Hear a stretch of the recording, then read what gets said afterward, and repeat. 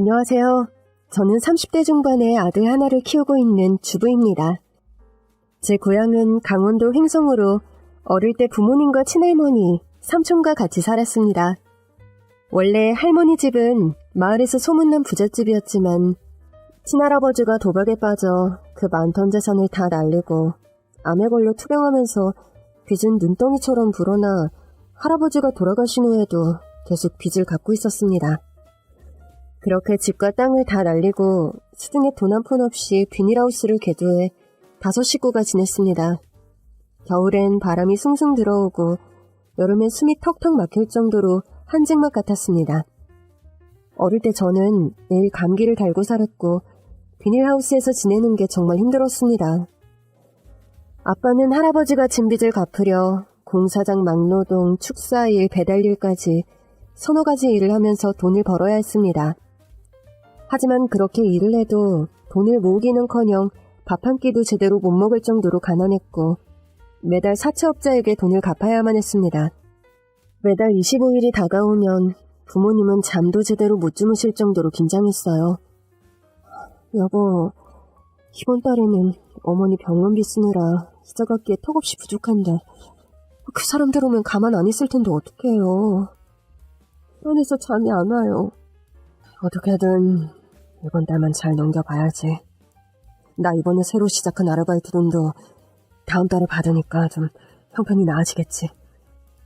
광수야, 너 혼자 빚 갚느라 잠도 못 자고 그렇게 애쓰는데 동생이란 놈은 형한테 도움을 못 될 망정 정신 못 차리고 저러고 돌아다니니 내가 너한테 얼굴을 들 수가 없다. 엄마가 광남이 사고치는 거 수습하느라 얼마나 고생했어요. 저 자식 언제 정신 차리려나. 제가 어떻게든 광남이 잘 타일러서 사람 만들어 볼 테니까 너무 걱정하지 마세요. 엄마 건강만 생각하세요. 네 어머니, 그래도 저희 부부 일할 수 있는 게 다 어머님이 우리 미주 잘 봐주시고 살림도 도와주셔서 얼마나 고마운지 몰라요. 이런 가난한 집에 시집 와서 너가 고생이 많다. 그 갓난쟁이 키우면서 공장 다니는 게 보통 일이니? 매달 그 사채업자들 쳐들어올 때면 나도 간이 철렁거리는데 넌 오죽 힘들겠니? 미안하다 이미야. 할머니는 늘 부모님께 죄송해하며 엄마를 친딸처럼 아껴주며 잘해주셨습니다. 하지만 문제는 삼촌이었어요. 사춘기 때 집이 망하자 방황하면서 고등학교 다닐 때 일진이었습니다. 고등학교를 졸업한 후에는 일진이었다는 게 온 동네에 소문나면서 취직도 안 되자 괴로웠던 삼촌은 술과 도박에 빠져 살았습니다. 삼촌은 술과 도박할 돈이 필요해 할머니와 아빠에게 돈을 달라고 행패를 부렸습니다. 광남아, 제발 정신 좀 차려. 네 형과 형수 저렇게 잠도 못 자고 돈 버는 거 불쌍하지도 않냐? 지금 우리 빚 갚기도 허덕이는데 너 줄 돈이 어딨어? 에이, 왜 돈이 없어? 형 어제 월급날인 거 내가 다 아는데 다들 작정하고 나한테 숨기는 거 나 모를 줄 알았어? 우리가 오죽했으면 월급날을 숨기겠어? 너네 월급 통장 뺏어가서 그날 바로 돈 다 빼간 게 한두 번이야? 내가 다 필요하니까 가져가는 거지. 얼른 돈 내놔. 광수야, 절대 얘한테 돈 주면 안 된다. 에이씨, 돈 안 주면 내가 이 집구석 가만 안 둬. 이씨. 그러면서 삼촌은 살림살이를 부수며 돈 내놓으라며 소리 지르며 장롱이며 부엌 그릇을 뒤지며 통장을 찾았습니다. 할머니는 바닥에 주저앉아 통곡을 하고 아빠는 삼촌이 더 행패를 부리기 전에 몇만 원을 주며 술 사 먹으라고 하니 삼촌은 씩씩대면서 마지못해 나갔습니다. 그렇게 나간 삼촌은 밤새 술 마시고 도박에 빠져 사나흘 후에 집에 오곤 했습니다. 매달 25일이면 사채업자들이 집으로 와서 돈 갚으라고 겁을 줍니다. 선생님, 제가 밤낮으로 일을 3개씩 하면서 돈을 버는데 돈 나가는 곳이 많아서 이번 달에는 이자 갚을 돈이 없어요. 죄송하지만 다음 달에 2달치 갚을 테니까 이번 달에는 그냥 넘어가 주세요. 부탁드릴게요. 이봐요, 신광수 씨. 우리 자선사업가가 아니에요. 이건 비즈니스라고. 당신 아버지가 우리한테 돈 빌려갈 때 금방 갚는다고 큰소리 뻥뻥 쳤다고. 우리처럼 선량한 회사가 당한 거죠. 남의 돈을 썼으면 착실하게 잘 갚아야죠. 잘 압니다. 하지만 이자가 너무 세잖아요. 이자가 달달이 불어나는데 그거 불법이잖아요. 뭐? 불법? 우리가 뭐 깡패나 사기꾼이란 얘기야? 이 아저씨 곱게 말하니까 안 되겠네. 그러면서 세간살이들을 발로 차고 소리를 지르며 겁을 주었습니다. 초등학생인 저는 순간 화가 나서 아저씨, 왜 남의 집을 엉망으로 만들어요? 이러면 경찰에 신고할 거예요? 얘는 또 누구야? 아저씨 딸이야? 그에 비해 그 딸이네. 부녀가 법을 참 좋아하셔. 미주야, 안 돼. 저리 가 있어. 애 앞에서 망신당하기 싫으면 얼른 이자 갚으세요, 아저씨. 오늘 돈 안 주면 나도 안 가요. 잘 됐네. 이 집에서 저녁도 얻어먹고 좀 쉬죠. 할머니가 뭔가를 가져오며 이거 팔면 돈 꽤나 받을 수 있을 거예요. 이거 금반지네? 마지막 남은 우리 집 재산이니까 이거 가지고 제발 오늘은 좀 돌아가 주세요. 쓸만하네. 자, 알았슈. 그럼 이번 달 이자는 이걸로 갚은 걸로 치고 다음 달에 봐요. 그때는 내가 이렇게 목소리 높일 일 없도록 합시다. 그렇게 사채업자들은 돌아갔고 두려움에 떨었던 식구들은 힘이 풀린 채 눈물만 흘렸습니다. 언제까지 이 지옥 같은 가난에서 벗어날 수 있을지 전 매일 하늘에 기도했습니다. 하느님, 우리 집 빨리 빚 갚게 해주세요. 저 사채업자들 안 오게 해주세요. 비닐하우스는 여름 장마철 태풍이라도 오면 기둥이 뽑히고 비닐이 찢어져서 수시로 복구를 해야만 했습니다. 정말 이 지긋한 가난과 비닐하우스 집에서 탈출하고 싶었습니다. 입을 옷이 없어서 할머니가 한밤중에 길거리에 있는 헌옷함에서 친구들 옷을 가져왔습니다. 그래도 오늘은 꽤 깨끗한 옷들이 많더라고. 그렇네요. 이건 거의 새 건데요. 우리 미주한테 딱 맞겠어요. 예뻐. 헌옷 안 같아. 여기 브랜드 이름도 있네. 미주야, 친구들처럼 좋은 옷 입고 싶을 텐데 미안해. 그래도 우리 미주 불평불만 한 번도 안 해서 고맙고. 지금 우리 집에 돈 들어갈 곳이 얼마나 많은데 옷이야 그냥 깨끗하게 입기만 하면 되지. 비싸고 예쁜 거 필요 없어. 난 그런 곳에 돈 쓰는 거 아까워. 우리 미주가 어른이 다 되었네. 할머니, 저 돈 많이 벌 거예요. 그래서 빚도 다 갚고 집도 살 거예요. 저는 중학교에 들어가자마자부터 돈을 벌기 시작했습니다. 학교 마치고 저녁부터 마을 소축사 청소를 했는데 6개월간 일을 하다 보니 돈이 꽤 모였습니다. 100원 하나도 허투루 안 쓰고 번 돈은 다 돼지저금통에 저금했어요. 매일 저금통 안에 돈을 넣는 순간 제일 행복했습니다. 저금통이 꽉 차는 날 그 돈으로 뭐 할지 상상하는 것만으로도 부자가 된 것 같았습니다. 그런데 어느 날 학교를 마치고 집으로 돌아온 나는 까무러치게 놀랐습니다. 제 돼지저금통이 갈기갈기 찢어져 있고 그 안에 있던 돈이 다 사라진 겁니다. 할머니, 이 저금통 이거 누가 이렇게 한 건지 알아요? 아유, 세상에. 이거 우리 미주가 한 푼 두 푼 몇 개월간 모은 건데 도둑이라도 들었을라나? 할머니, 이런 짓 할 사람 삼촌밖에 없어요. 아이고, 아주 많네. 아까 나 잠깐 텃밭에서 일하고 있는데 황급히 뛰어서 나가더라고. 그때 이 돈 훔쳤나 보네. 어휴, 어디 훔칠 게 없어서 조카 돈을 훔쳐.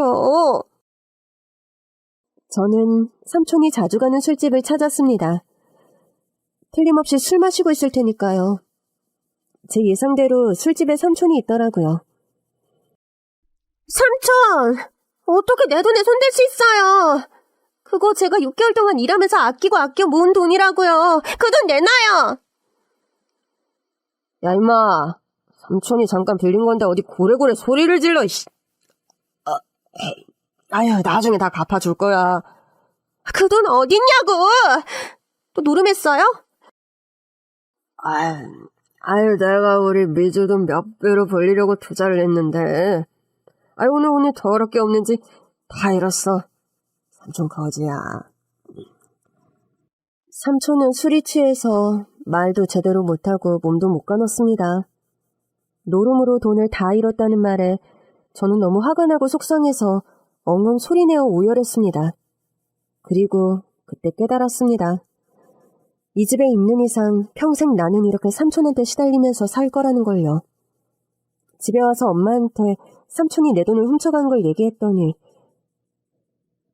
미주야, 너까지 우리처럼 고생하게 할 수 없어. 그러려면 하루라도 빨리 이 집에서 나가야 돼. 아무리 돈을 벌어도 밑 빠진 독에 물붓기야. 빚에서 헤어날 수가 없어. 엄마 아빠는 정말 하루에도 몇 번씩 이 구렁텅이에서 벗어나려면 이 세상을 떠나는 수밖에 없다고 다 포기할까 다짐했다가도 미준 너 생각하면서 다시 이 약 물고 버티고 있어. 엄마, 내가 돈 많이 벌게. 그래서 엄마 아빠 할머니 꼭 이 가난에서 벗어나게 할 거야. 빚도 내가 다 갚을 거야. 그러니 힘들더라도 조금만 참아. 내가 있잖아. 그래, 우리 딸 때문에 살아. 삼촌은 아무 일 없었다는 듯이 밤에 집에 왔고 전 그날 이후로 돈을 집에 안 두고 학교 사물함에 보관했습니다. 집보다 학교가 더 안심이 되었어요. 고등학교에 올라가서도 식당 일이며 중국집 배달, 건물 청소까지 닥치는 대로 아르바이트를 해서 돈을 모았고 목돈이 되었을 때 부모님께 드렸습니다. 아빠, 이 돈 내가 중학교 때부터 6년간 일하면서 모은 돈이에요. 이 돈으로 빚 원금 일부라도 갚아요. 너가 힘들게 번 돈인데 이 돈 받을 수 없어. 아빠, 난 대학도 안 갈 거고 공부는 포기했어요. 우리 언제까지 비닐하우스에 살 건데요. 매달 사채업자들 오는 날은 심장이 벌렁거리며 온 가족이 긴장하며 사는 것 지긋지긋하지도 않아요? 또 삼촌한테 맨날 돈 뺏기고 왜 열심히 일한 엄마 아빠가 맨날 희생만 하냐고요. 너무 억울하잖아요. 할머니 남은 여생 동안은 좋은 집에서 좋은 음식 먹고 행복하게 살게 해드려야 하잖아요. 한평생 할아버지 때문에 젖끓이다가 이제 삼촌까지 저러고 할머니 너무 불쌍하잖아요. 여보, 미주 마음 받아주세요. 이 돈 미주가 우리 생각하는 마음인 거예요. 아빠는 아무 말 없이 울면서 제 돈을 받았습니다. 저는 고등학교를 졸업하자마자 서울로 상경했습니다. 시골보다는 큰 도시로 가면 일자리도 많고 돈도 많이 벌 것 같았으니까요. 저는 외모에서부터 강원도 시골 여자라고 써 있었어요. 새까맣게 탄 얼굴에 낡고 촌스러운 옷차림으로 일을 알아보러 다니니 사장님들이 저를 위아래로 쭉 훑어보고는 인상을 찡그리며 나가라고 합니다. 사장님, 제가 일 하나는 정말 잘합니다. 시골에서 살 때 중학교 때부터 축사일도 하고 힘쓰는 일도 잘했어요. 맡겨만 주시면 정말 열심히 일 잘하겠습니다. 우리 집은 옷가게라고요. 옷 파는 사람이 좀 세련돼야 손님들이 옷 사지 않겠어요? 아가씨, 이런 데 일 알아보지 말고 식당 일 알아봐요. 그게 아가씨한테 맞을 것 같으니까. 서울 여자들을 보니까 얼굴도 하얗고 화장해서 다 세련됐더라고요. 길거리에 나가도 저만 꾀죄죄한 게 내가 사장이라도 나 같은 사람 안 뽑을 것 같았어요. 매번 가는 곳마다 거절을 당하니 풀이 죽어서 자신감이 바닥에 떨어졌습니다. 터벅터벅 길을 걷다가 족발집이 쭉 늘어선 족발 전문 골목에 들어섰습니다. 하루 종일 일자리 알아보러 다니다 보니 아무것도 못 먹었어요. 주머니엔 1,000원짜리 몇 장이 전부라 밥 한 끼 사 먹을 돈이 없었거든요. 한 족발집 앞에 서서 멍하니 돼지머리를 바라보고 서 있었습니다. 이때 사장님이 나오시면서 손님, 족발 드릴까요? 아니에요. 그냥 구경만 한 거예요. 사장님은 저의 초라한 행색을 보더니 미소를 지으면서 족발 구경하는 사람은 잘 없는데. 아가씨, 구경만 하지 말고 들어와서 먹어봐요. 배불러요. 저 그냥 갈게요. 내가 방금 족발을 삶았는데 그게 간이 맞는지 아가씨가 간 좀 봐줘요. 내가 요즘 이 병이 나서 간을 잘 못 봐서.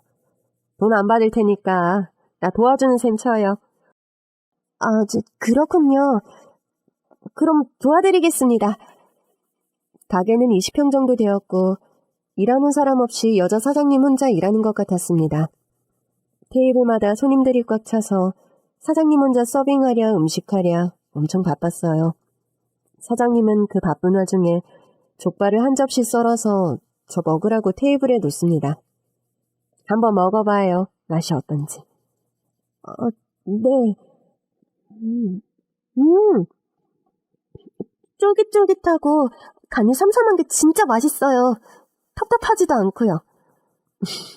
합격한 거네. 아가씨, 이거 다 먹고 가요. 난 좀 바빠서.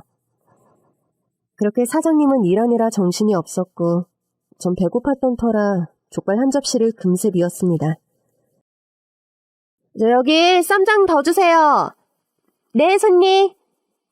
저는 족발값은 해야겠다는 생각에 식당 일을 도왔습니다.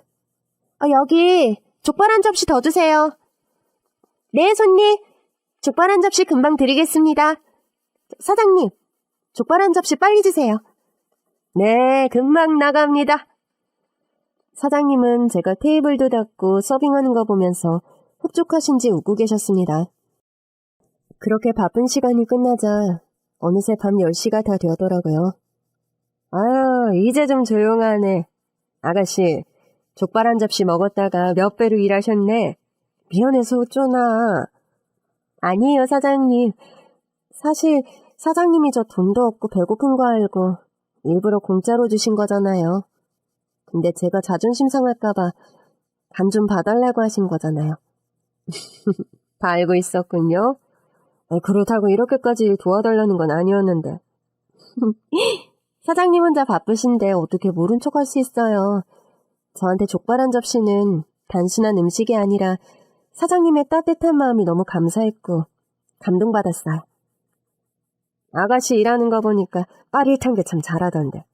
혹시 여기서 일할 생각 없어요? 정말요? 저 안 그래도 며칠째 일구하고 있었는데 다 안 됐거든요. 저야 너무 좋죠. 그랬군요. 잘 됐네요. 내일부터 출근해요. 사장님, 제 이름과 나이, 고향은 어디인지, 뭐 하다 왔는지 그런 건 좀 물어보셔야죠. 사람 구하는데 그렇게 아무나 믿으면 안 돼요. 저는 20살이고 이름은 심리주예요. 강원도 횡성이 고향이고요. 고등학교 졸업 후 돈 벌려고 서울 온 거예요. 학교에서 사고 치거나 문제 일으킨 적 없으니까 안심하셔도 됩니다. 에휴, 똑 부러지네. 근데 서울 왔다면 지금 사는 곳은 어디예요? 지금은 여관에서 지내고 있고요. 곧 고시원이나 월세방 싼 걸로 구해보려고요. 아유, 젊은 처자가 여관에 있는 건 좀. 미주씨, 우리 가게에 조그만 방이 하나 있어요. 거기에 물건 쌓아놓고 창고처럼 쓰는데 청소하면 깨끗해요. 여기 와서 지내요. 밥이야 나랑 같이 먹으면 되고 화장실에서 씻으면 되니까 생활하는데 괜찮을 거예요. 전 너무 좋죠. 하루 여관비 나가는 것도 손 떨려 죽겠는데 사장님 정말 감사합니다. 이 은혜 정말 안 잊겠습니다. 윤혜는 무슨. 이게 다 미주씨 만나려는 인연인가 봐요. 다음 날부터 저는 출근해서 일도 하고 식당에서 숙식도 해결하니 돈도 더 모을 수 있어서 정말 행복했습니다. 부모님께도 전화해서 취직했다고 하니 좋아하시더라고요. 저는 주방에서 채소와 재료 손질과 설거지, 서빙을 하고 사장님은 요리와 카운터를 봤습니다. 제가 일한 후부터 매출도 더 늘었다고 사장님이 좋아하셨어요. 미주야, 너구부터 손님이 배는 늘었어. 하긴 너가 가게 앞에서 그렇게 호객행위를 하는데 안 들어올 수가 없지. 여기 족발 가게만 한 20개 정도 되니까 특별하지 않으면 못 살아남거든. 아니에요. 사장님이 만드신 족발이 맛있어서 오는 거죠. 그 비법 육수 맛이 기가 막혀요. 제가 다른 집 족발도 많이 먹어봤지만 사장님 손맛을 따라올 수가 없어요. 날 비행기 태우네. 그래, 우리 이대로만 하면 대박 날 것 같아. 서로 힘내자. 네, 사장님. 저 돈 많이 버는 게 제 꿈이거든요. 저 돈 엄청 좋아해요. 월급은 그대로 부모님 통장으로 보내줬고 다행히 빚도 점점 줄었습니다. 이제 좋을 일만 생기려나 했는데 얼마 후 할머니가 노안으로 세상을 떠났습니다. 할머니 장례식장에서 삼촌은 부조금으로 들어온 돈을 밤에 몰래 가지고 집을 나갔습니다. 그 충격으로 아빠는 심장에 무리가 오면서 쓰러져 병원에 입원했습니다. 엄마는 공장에 다니면서 퇴근하면 밤새도록 병원에서 아빠 병간호를 했습니다. 왜 이렇게 안 좋은 일만 자꾸 생기는지 너무 마음이 아팠습니다. 엄마는 집 걱정하지 말고 서울에서 마음 편하게 지내라고 합니다. 어느 늦은 밤 일을 끝내고 식당 방에서 자고 있는데 누군가 문을 열고 들어오는 소리가 들렸겠습니다. 순간 도둑이구나 직감했죠. 저는 숨을 죽여 옆에 있던 후라이팬을 들고 방문 옆에 서 있었습니다. 이 후라이팬은 혹시나 위급한 일이 생기면 무기로 쓰려고 방에 놔둔 거였거든요. 아니나 다를까 방문 손잡이를 돌리더니 한 남자가 방으로 들어왔고 저는 사정없이 후라이팬을 남자의 머리에 내리쳤습니다. 저 어리가 이 도둑아! 소리 지를 거야? 잠깐만요. 저 도둑 아니에요. 이 집 아들이라고요. 머리야. 너가 그러면 내가 속을 줄 알고? 살려줘요! 여기 도둑이에요! 저는 고함을 지르며 다시 후라이팬으로 내리치려고 하니까 남자가 팔로 잡으며 제 이름은 강진영. 우리 엄마 이름은 이 족발집 사장인 김미자 씨. 이래도 못 믿어요? 사장님 성함 맞네요. 그럼 진짜 아들이세요? 죄송해요. 아니 무슨 여자가 힘이 그렇게 세요. 참, 그나저나 댁이야말로 누구신데 여기 있는 거예요? 저 사장님과 같이 일하는 직원이에요. 심희주라고 합니다. 근데 제가 여기서 일한 지 3달이 넘었는데 한 번도 댁을 본 적이 없거든요. 아들인데 어떻게 식당에 한 번도 안 올 수가 있죠? 제가 군대 있다가 오늘 제대한 건데 너무 밤늦게 와서 식당에서 자고 내일 오전에 집에 가려고 했죠. 제가 식당 일 돕다가 너무 늦으면 이 방에서 잤거든요. 그러셨군요. 전 도둑인 줄 알고 너무 놀라서. 이마에 피 난 것 같은데 잠깐만 기다리세요. 소독부터 빨리 해야겠어요. 전 소독약과 밴드로 급한 대로 치료부터 했어요. 남자는 이마에 밴드를 붙인 채로 택시를 타고 집으로 갔고 다음날 사장님과 같이 식당으로 왔습니다. 어젯밤 대단한 일이 있었다면서? 미주나 진영이나 진짜 놀랐겠구나? 제가 도둑인 줄 알고 어찌나 놀랐던지 아드님인 줄 모르고 얼굴에 상처를 내고 말았어요. 너무 죄송해요. 당연히 그런 상황이면 자기 방어하는 건 당연한 거야. 우리 준영이가 원래 족발집 일을 도왔거든. 그래서 오늘부터 같이 일하게 되었으니까 미주랑 준영이 서로 도와주며 잘 지내봐. 잘 부탁합니다, 미주씨. 네, 저도 잘 부탁합니다. 진영씨는 주로 족발과 식자재 구입하는 일을 하느라 차를 타고 하루 종일 바깥 일을 봤습니다.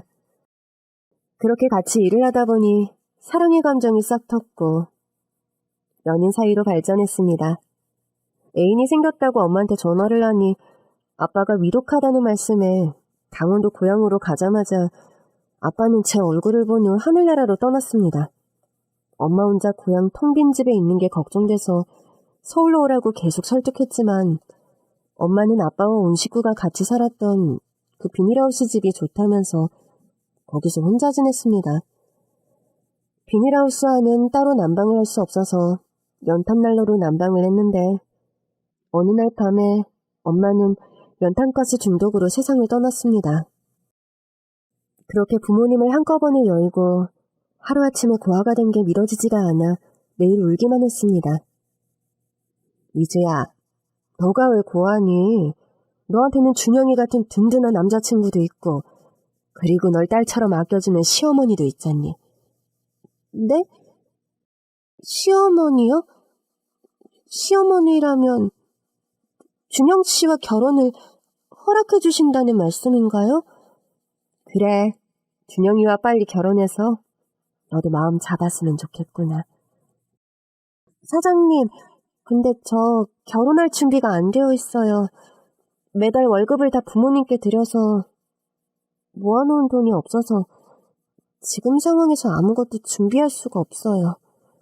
너가 준비할 게 뭐가 있니? 우리 집에 너만 들어오면 돼. 결혼식만 올리는 거지. 생활하는 건 예전처럼 똑같이 하면 되는 거야. 사장님, 감사합니다. 저 결혼하면 정말 잘할게요. 아이, 그래. 아이, 근데 호칭부터 바꿔야겠다. 사장님이 뭐니? 거리감 느껴지게. 아, 네, 어머니. 어머니? 좀 어색하긴 한데 듣기 좋네. 그렇게 시어머니는 제 어려운 상황을 다 품어주시고 며느리로 받아주신 겁니다. 결혼 생활은 정말 행복했습니다. 자상한 남편, 따뜻한 시어머니 사랑을 듬뿍 받으며 족발집도 더 번성했어요. 결혼하자마자 임신해 아들도 출산했습니다. 그 많은 족발집 중에서도 시어머니만의 비법 맛으로 손님들이 멀리서 찾아와 줄을 서서 기다리는 대박집이 되었습니다.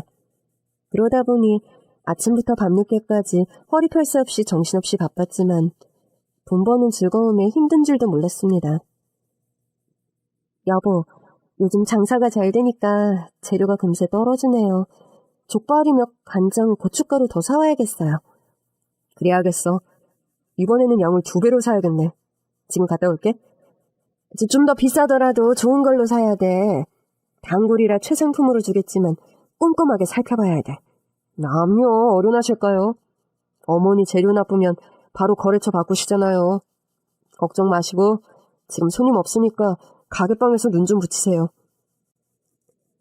어머니 우리 민철이만 보면 피곤한 것도 있는다고. 요즘 낮잠도 안 주무시잖아요. 우리 민철이 방에서 잘잖아. 아빠도 보고 싶네. 나가려던 남편은 갑자기 아들 얼굴이 보고 싶다며 발길을 돌렸습니다. 방에서 새근새근 잠든 아들 얼굴을 한참을 보더니 가게 문을 나섰습니다. 트럭을 타고 1시간 거리의 축산시장에 가서 족발과 식자재를 사고 돌아오는 길에 사거리에서 신호를 무시하고 과속하던 승용차가 덮쳐 그 자리에서 세상을 떠났습니다. 남편이 옆에 없다는 게 믿어지지가 않았습니다. 저와 시어머니는 넋이 나간 채 장례를 치렀고 어머니는 오열하다가 몇 번을 기절했습니다. 남편을 낳자마자 시아버님도 교통사고로 별세하셔서 시어머니의 충격은 더 컸던 겁니다. 남편은 시어머니의 유일한 등불이었기에 그 상실감은 훨씬 더 컸습니다. 시어머니는 한동안 식음을 전폐하고 누워만 있었습니다. 그 마음의 병이 너무 컸던지 시어머니는 췌장암 말기 판정을 받았습니다. 시어머니 병간호를 위해 가게 문을 닫아야 했습니다. 손님들과 주위 성인들은 이렇게 장사가 잘 되는데 왜 장사를 안 하느냐며 안타까워했습니다. 아, 우리 족발 골목에서 김 사장님네 족발 맛이 소문나 사람들이 찾아오는 거잖아. 덩달아 주변 족발집도 장사가 잘 돼서 다 김 사장네 덕이다 생각하고 고마워하고 있는데 이렇게 가게를 접으니 마음이 안 좋네. 네, 지금 프랜차이즈 하자는 사람들도 많고 가게 확장도 준비하고 있었거든요. 제 어릴 때부터 꿈이 돈 많이 버는 거였어요. 부자가 되어서 힘들게 사셨던 저희 부모님 집도 사드리고 호강시켜주려고 했는데 그 전에 돌아가셔서 제가 얼마나 후회했는지 몰라요. 부모님은 그런 걸 바랬던 게 아닌데 그저 옆에서 얼굴 보고 같이 밥 먹고 소소한 얘기 나누고 하는 게 그게 행복이었던 걸 몰랐어요. 지금 남편 떠나보내고 이제 시어머니까지 그렇게 보내드리고 싶지 않아요. 돈 벌어서 잘해주는 거 아무 소용없어요. 돈보다도 소중한 게 가족이잖아요. 제게 남은 가족은 시어머니와 우리 민철이뿐이에요. 가족을 위해 살려고요. 제 민철 엄마 얘기 들으니까 그 말이 맞네. 김 사장님 잘 보살펴드리고 언제든 다시 와. 기다릴게. 네, 저희 어머니와 다시 여기로 돌아올게요. 저는 어머니가 꼭 완쾌되어서 다시 족발집을 할 마음가짐으로 가게를 팔지 않고 세를 줬습니다. 시어머니는 수술 후 항암 치료를 시작했습니다. 병원에 입원해 있는 동안 독한 약 때문에 구토와 두통에 힘들어했습니다. 그렇게 몇 달 동안은 기력이 없으셔서 병원 치료를 계속 받아야만 했습니다. 저는 어머니 곁을 잠시도 떠나지 않고 병수발을 들었습니다. 민철 엄마야, 민철이도 옆집 아주머니한테 맡기고 온 거지? 어휴, 집에 가. 민철이 어린 게 엄마가 얼마나 보고 싶겠어. 민철이 엄마 없어도 밥 잘 먹고 잘 안 울고 잘 있대요. 아까 아주머니랑 통화했어요. 민철이도 아는 것 같아요. 아빠 안 계시고 할머니도 아프시니 말 잘 들어야겠다 생각하는 것 같아요. 확실히 어른스럽고 달라졌어요. 그 어린 게 얼마나 마음이 아프겠니? 이럴 때일수록 엄마가 더 필요한데 내가 너한테 못할 짓을 하는 것 같아. 어머니, 그게 무슨 소리예요? 곧 빨리 나으시면 되죠. 좋은 생각만 하시고 식사 잘 하시고 마음 편히 가지세요. 얼른 주무세요. 너무 늦었어요. 저 옆에서 자니까 밤에 화장실 가고 싶거나 속 불편하시면 저 깨우세요. 그래, 엄마. 어머니는 항암 부작용으로 기력이 많이 쇠해졌습니다. 더군다나 하루 종일 병실에서 약냄새를 맡으니 더 구토가 나고 힘들어했습니다. 그렇게 병원에 입원한 지도 2년이 지났지만 더 이상 차도가 없었습니다. 민철 엄마야, 나 이제 집에 가고 싶어. 병원에서 이렇게 시간 낭비하고 싶지 않아. 더 좋아지는 것 같지도 않고 하루 종일 병실에만 있으니 너무 답답하구나. 그래도 의사 선생님께서는 계속 병원 치료 받으셔야 된다고 하잖아요. 단 1년을 살더라도 가족들과 좋은 추억 남기고 싶어. 오래 사는 게 뭐가 중요하겠어? 나 그동안 족발집 한다고 1년 내내 하루도 가게 문 닫은 적 없이 너무 바쁘게 살았었어. 우리 진영이하고 여행 한 번 못 가고 진영이 운동회, 소풍 졸업식 때도 장사한다고 가지도 못하고 난 너무 나쁜 엄마였어. 진영이 보내고 나니 너무 후회가 되는구나. 우리 아들과 하고 싶은 게 너무 많았는데 이제 할 수가 없잖아. 어머니, 지금부터 하면 되죠. 민철 아빠가 못한 거 우리 셋이에요. 지금 당장 의사 선생님께 퇴원시켜달라고 할게요. 저는 담당 주치의를 찾아가 퇴원해서 집에서 잘 치료하겠다고 하니 처음엔 안 된다고 위험하다고 하시다가 저의 간곡한 부탁에 체념한 듯 퇴원하게 해주셨어요. 이제야 병원 밖으로 나오게 되었네. 바깥 공기가 역시 좋다. 민철이 기다리겠다. 우리 빨리 집에 가자꾸나. 네, 어머니. 타세요. 이거 제 차예요. 이게 우리 차라고? 너 운전면허도 없잖아. 어머니 병간호하면서 급한 일 생길 수 있겠다 싶어서 운전면허 땄죠.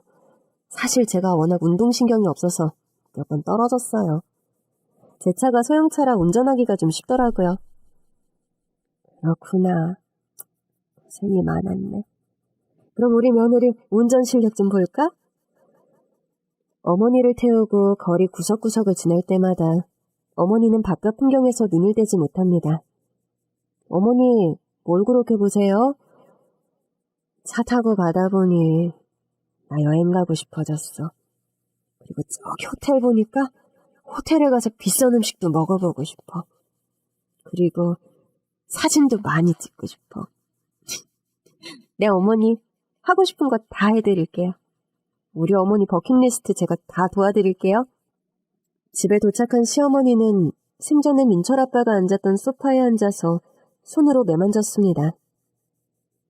진영아, 엄마 왔다. 엄마 보고 싶었지? 소파를 지긋하게 쳐다보는 시어머니의 눈에 눈물이 그렁그렁 맺혔더라고요. 어머니, 아까 하고 싶다는 거 뭐였죠? 여기 종이에다가 다 써보세요. 시어머니는 종이에 하나씩 하고 싶은 걸 적었습니다. 첫 번째 하고 싶은 거는 어머니 고향에 가는 거. 근데 어머니 고향이 전라도인 걸로 아는데요. 엄청 멀 텐데요? 멀긴 멀지. 그래서 시집와서 몇 번 가보지도 못했어. 나 어릴 때 자랐던 고향에 가고 싶구나. 네? 그럼 어머니 고향부터 출발할게요. 민철이도 신나지? 응. 엄마랑 할머니랑 같이 여행 가니까 좋아. 제가 운전하는 차로 이렇게 여행을 간다는 게 믿어지지가 않았어요. 대여섯 시간을 달려 어머니의 고향에 도착했습니다. 어머니, 드디어 도착했어요. 여기에 몇 년 만에 오는지 모르겠네. 마을 입구에 있는 느티나무도 그대로네. 어머니 사셨던 집은 어디예요? 저기 산 쪽으로 더 걸어가야 돼. 근데 예전 집이 남아있을지 모르겠네. 워낙 오래되어서. 마을에 친구나 어머니 아시는 분도 계시지 않을까요? 너무 오래되어서. 어머니는 한참 생각에 잠기시더니 걸어서 집 쪽으로 걸어갔습니다. 그러곤 어떤 집 앞에 서서 여기가 우리 집이야. 근데 폐가가 되었네. 나 어릴 때 부모님은 마당에서 곡식 말리고 난 옆에서 소꿉놀이 했는데 옛날 생각이 나네. 우리 아빠가 나 시집갈 때 많이 우셨거든. 8남매 중 막내였던 나를 부잣집에 시집 못 보낸 게 미안하다면서 말이야. 그래도 어머니는 어린 시절 경제적으로도 어렵지 않고 참 행복했었던 것 같아요. 그렇지. 땅도 있고 먹고 사는 데는 지장이 없었어. 넌 어릴 때 힘들게 살았다고 했지? 네, 이런 집 자체가 없어서 비닐하우스에서 살았었거든요.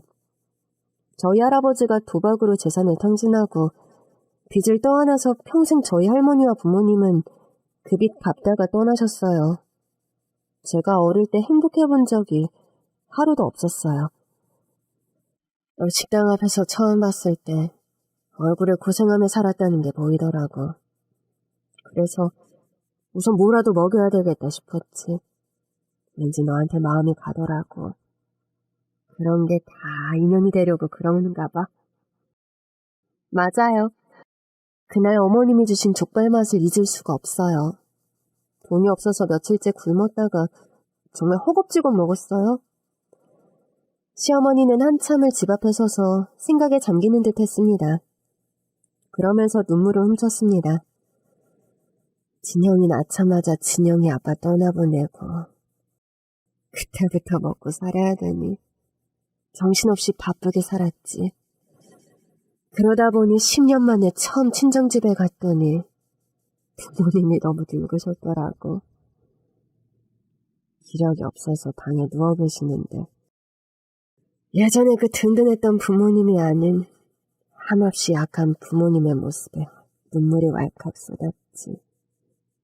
몸 하나 못 가누고 내 얼굴을 보며 울기만 하셨는데 정말 죄송했었지. 좀 더 일찍 찾아왔어야 하는데 부모님이 이 박내를 얼마나 보고 싶어 하셨을까? 그날이 마지막이었어. 어머니 혼자 민철 아빠 키우느라 정말 힘드셨을 것 같아요. 저는 지금 어머니가 되셔서 얼마나 든든한 줄 몰라요.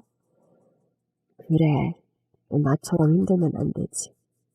내가 빨리 건강 찾아서 오래오래 너와 민철이 옆에서 지켜줄게. 어머니, 날이 차요. 이제 차로 돌아가요. 이렇게 고향에 와서 옛날 생각하니까 기분이 좋다. 이제 정말 죽어도 여한이 없어.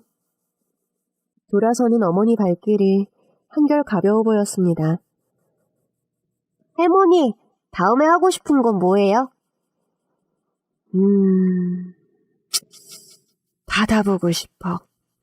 민철아, 우리 바다 보러 갈까? 네, 할머니. 저도 바다 좋아요. 그럼 다음 코스는 바다로 갈게요. 차를 달려서 1시간 정도 나가니 바다가 보였습니다. 해안선을 따라 한참을 달리다가 사람이 드문 조용한 해변이 있어서 내렸습니다. 어머니, 여기가 조용하고 좋네요. 그래, 바다가 참 예쁘구나. 저희 셋은 차에서 내려서 맨발로 모래사장을 걸었습니다. 아유, 나 장사하느라고 40년 넘게 이런 여행 한 번도 안 가봤어. 바다는 나 시집 왔을 때 진영이 아빠랑 신혼여행으로 와본 게 마지막이었네. 저도 그렇네요. 우리 집 빚 때문에 맨날 사채업자에게 시달리고 도박에 빠진 삼촌한테 돈 뺏기고 지옥 같은 어린 시절에 정말 바다 한번 보는 게 소원이었어요. 제 고향이 강원도 횡성이라 조금만 더 차 타고 가면 바다인데 거기 가는 게 그렇게 힘들더라고요. 1시간 정도만 가면 되는데. 갑자기 시어머니가 기침을 하면서 그 자리에 주저앉았습니다. 어머니, 왜 그러세요? 어디 안 좋으세요? 아니지, 괜찮아. 조금 몸이 힘들구나. 우리 차로 돌아갈까? 어머니, 몸 힘드시면 말씀하세요. 병원에 가게요. 아니, 그 정도까지는 아니고. 조금 피곤해서. 네, 그럼 이제 집으로 돌아가요. 어머니 오늘 너무 멀리까지 오셔서 힘드신 거예요. 괜찮아. 이렇게 온 거 나 가보고 싶은 곳 다 둘러보고 싶어. 이제 언제 여기로 오겠니? 네, 오늘은 어머니 하자는 대로 다 할 거예요. 그럼 다음 코스는 어디로 갈까요? 배가 고프네. 민철이도 배고프지? 네, 배고파요. 우리 빨리 밥 먹어요. 아유, 우리 손주 배고프면 안 되지. 다음 가볼 곳이 식당이야. 나한테는 정말 기억에 두고두고 남는 곳이지. 차를 달려 어머니가 알려준 식당에 도착했습니다. 식당은 고속버스 터미널 옆에 있었는데 작고 허름했습니다. 다른 식당들은 리모델링해서 새 건물인데 이 식당은 한 50년은 넘은 것 같이 오래된 흔적이 남아있더라고요. 뭐 드릴까요? 순댓국 3개 주세요. 저 혹시 이 집 사장님 아드님 되세요? 네, 맞습니다. 근데 어르신이 어떻게 아세요? 아유, 맞구나. 30년 전에 이 식당에 왔거든요. 그때 사장님 옆에 서 있던 꼬마가 지금 사장님이셨네요. 맞아요. 저 어릴 때 식당에서 엄마 일하는 동안 저 구석에서 혼자 놀았거든요. 저희 어머니와 추억이 있으셨나 봐요? 네, 어머니 때문에 제가 다시 살 수 있었으니 생명의 은인이라고 볼 수 있죠. 갓난아이 낳은 지 얼마 안 돼서 애기 아빠 세상 떠나고 혼자 살아갈 생각하니 막막하더라고요. 수중에 돈은 없고 갓난쟁이가 있으니 돈 벌러 갈 수도 없어서 절망적인 상태였어요. 그래서 나쁜 마음을 먹고 무작정 고속버스를 타고 왔는데 여기였어요. 늦은 밤 시간이었는데 마지막으로 제가 좋아하는 순댓국이나 먹자는 생각에 이 식당으로 들어왔죠. 그 가게 문을 닫으려고 정리를 하고 있던 사장님은 애기 얻고 있는 저를 보고 얼른 순댓국 한 그릇을 주셨어요. 그때 아드님이 옆에 있더라고요. 순댓국을 먹는데 눈물이 너무 나서 도저히 다 먹을 수가 없었어요. 사장님이 그걸 보시고 뭔가 분위기를 짐작했는지 아기 생각해서 열심히 살아요. 여기서 일해볼래요? 나도 아이 혼자 집에 둘 수 없어서 이렇게 식당 한쪽에 칸막이를 만들어서 하루 종일 거기서 놀아요. 그렇게 오랫동안 사장님과 얘기하면서 나쁜 생각한 내 자신이 너무 미웠고 사장님 가게에서 일하면서 다시 잘 살아야겠다고 마음을 고쳐먹었죠. 그때 아드님이 제 아들과 잘 놀아줬는데 기억 안 나시죠? 어렴풋이 기억나는 것도 같긴 한데 제가 너무 어려서 어머니 아니었으면 지금 내가 이 자리에 없었을 거예요. 그렇게 몇 달간 일하면서 요리도 가르쳐주시고 특히 사장님 족발 맛이 유명해서 그 레시피를 나한테 알려줬어요. 그러면서 나 떠날 때 족발 팔면서 아이와 열심히 살라고 하시며 돈 한 뭉치를 줬어요. 그 돈으로 월세방도 구할 수 있었고 저한테는 생명줄 같은 돈이었어요. 너무 감사해서 꼭 한번 다시 찾아뵙는다고 약속했는데 30년 만에 오고 말았네요. 그런 사연이 있었군요. 어머니는 지병으로 5년 전에 저희 곁을 떠나셨어요. 이제 생각나네요. 어머니가 한 번씩 서울 세댁 잘 사는지 모르겠네 하며 안부를 궁금해하셨어요. 그러면서 멍하니 창밖을 보며 눈물을 흘리시며 많이 보고 싶어하는 것 같았어요. 그래요? 저를 보고 싶어 했다고요? 좀 그런 줄도 모르고 사는 게 바빠서 사장님을 잊고 살았는데 죄송해요 사장님. 너무 늦게 와서요. 그렇게 시어머니는 전국을 다니며 어머니가 보고 싶은 거, 먹고 싶은 거, 하고 싶은 걸 다 하시며 저한테 많이 고마워했습니다. 여행을 다녀온 후 어머니 건강은 오히려 더 좋아지셔서 동네 산책도 가시고 식사도 잘하시게 되었습니다. 그렇게 10년을 암투병하셨지만 힘든 고비는 없이 편안하게 보내셨습니다. 이제 떠나실 날이 다가오자 민철 엄마야. 그동안 너가 내 병수발 두느라 고생 많았어. 나 별로 힘들지도 않았고 마음 편하게 갈 수 있게 되었어. 그리고 이제 다시 족발집 문 열고 장사 시작해. 안방 금고에 내 비법 족발 레시피 있으니까 너도 잘할 수 있을 거야. 족발집은 내가 다시 살자고 마음먹고 시작한 의미가 있는 식당이니까 오랫동안 너가 잘 운영했으면 좋겠구나. 이 족발집에 우리 가족 인생과 추억이 있는 곳이니까 그렇게 민철이한테 이어지면 좋겠어. 네 어머니 걱정 마세요. 저 족발집 잘 이어서 할게요. 시어머니는 안심이 된다는 듯 편안하게 미소를 띠며 세상을 떠났습니다. 저는 다시 식당을 오픈했고 기다렸다는 듯이 손님들이 문전성시를 이루며 저희 식당은 대박이 났습니다. 새 집도 사고 식당이 있는 건물도 인수했습니다. 그리고 족발집 프랜차이즈도 전국에 30개가 생겼습니다. 저희 집 족발이 소문나면서 여기 족발 골목도 자연스럽게 알려지게 되며 다른 식당들도 매출이 많이 올라서 다들 저한테 고마워하더라고요. 저는 한시도 시어머니를 잊은 적이 없었습니다. 매일 식당 일을 마치고 집으로 돌아가면 시어머니 사진을 보며 어머니, 저 다녀왔어요. 오늘 주말이라 어찌나 손님이 많던지 잠깐 앉아서 쉴 새도 없었네요. 아무리 힘들어도 어머니가 당부하신 대로 제가 육수는 꼭 끓이고 있어요. 그 비법은 아무한테도 안 알려주고 있어요. 마치 시어머니가 옆에 계신 것처럼 이렇게 대화를 하면 마음이 든든했어요. 그리고 한 번씩 시어머니가 그리워 보고 싶을 때면 저는 수시로 차를 몰고 어머니를 모신 납골당에 가곤 했습니다. 내일 민철이 데리고 어머니 보러 가야겠다. 내가 새로 개발한 족발 요리도 가지고 가서 보여드려야겠네. 그렇게 시어머니를 모신 납골당에 내일 가기로 하고 그날 밤 잠이 들었습니다. 꿈에 시어머니가 나타났어요. 민철 엄마야, 오늘은 납골당에 절대 오면 안 돼.